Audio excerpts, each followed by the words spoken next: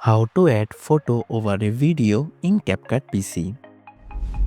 First, open Capcut PC and import the video. Import the image which we want to add over the video. Now, tap on this plus icon to import the video into the timeline.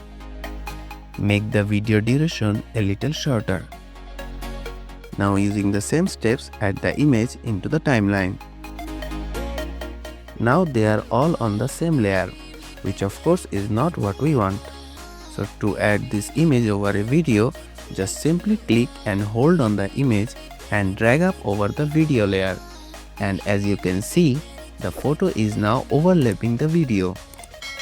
Now you can change the size of it.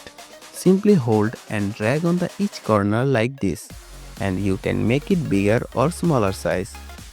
By holding the image, you can change its position as your preference. I'm going to put it right here.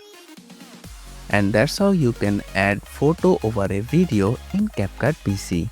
Thanks for watching.